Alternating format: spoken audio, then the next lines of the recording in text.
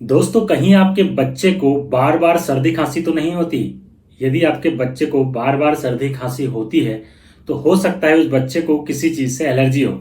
हम इस चीज को सोचना भूल जाते हैं और उस सर्दी को हम एक नॉर्मल सर्दी की तरह ट्रीट करने लगते हैं, जिसमें कि बच्चे को सर्दी होने पर हम उसका इलाज कराते हैं और बच्चा ठीक हो जाता है और फिर से बच्चे को सर्दी खांसी हो जाती है।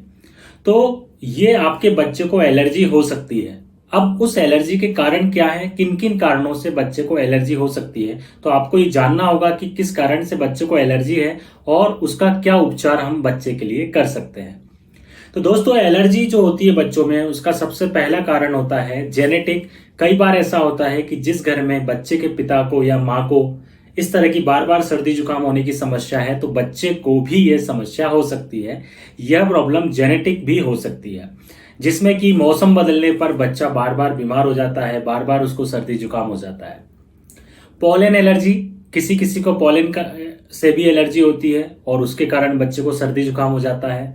किसी बच्चे को डस्ट से एलर्जी हो सकती है, जैसे ही वो देखेगा कि घर में कहीं भी धूल पड़ी हुई है, वो उसमें खेल लेता है तो तुरंत सर्दी जुकाम हो जाती है। या दीपावली की सफाई चल रही है और थोड़ी सी धूल जैसे उसके शरीर में चली जाती है और तुरंत बच्चे को सर्दी जुकाम हो जाता है। तो इससे बच्चे को, इसका मतलब है कि बच्चे को उस डस्ट से एलर्जी है। कुछ बच्चों को एनिमल फर से एलर्जी होती है।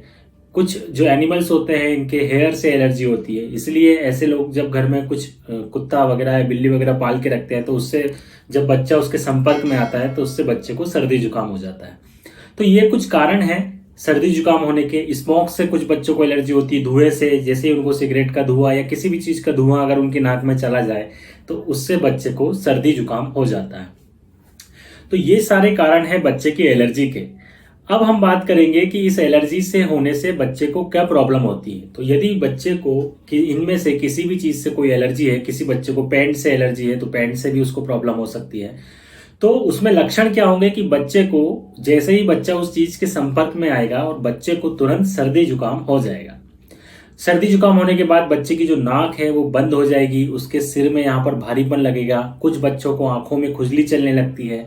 कुछ बच्चों को ये जो एरिया है इसमें हैवीनेस लगने लगती है। कुछ बच्चों को कान में खुजली होने लगती है। कुछ बच्चों को गले में खुजली या गले में दर्द होने लगता है, क्योंकि ये सब एरिया आपस में जुड़े हुए होते हैं। तो यदि नाक में प्रॉब्लम है तो ये सब आपस में जुड़े हुए होने के कारण उसके सिर में, कान में या गले में भी प्रॉब्लम बच्चे को हो सकती है। इस कंडीशन को दोस्तों हम एलर्जिक राइनाइटिस कहते हैं। अब हम आते हैं कि इसका उपचार क्या है, इस एलर्जी को हम कैसे दूर कर सकते हैं। तो दोस्तों, सबसे पहली बात जो आपको ध्यान रखनी है कि यदि किसी बच्चे को किसी भी चीज से एलर्जी है तो सबसे पहला उसका ट्रीटमेंट यही है कि बच्चे को उस चीज से हमेशा दूर रखा जाए। सबसे पहला इलाज यही है। यदि मान लीजिए किसी बच्चे को पेंट से एलर्जी है तो जिस घर में पेंटिंग हो रही है वहां पर उसको नहीं ले जाएं। यदि किसी को डस्ट से एलर्जी है तो डस्ट से उसको दूर रखें।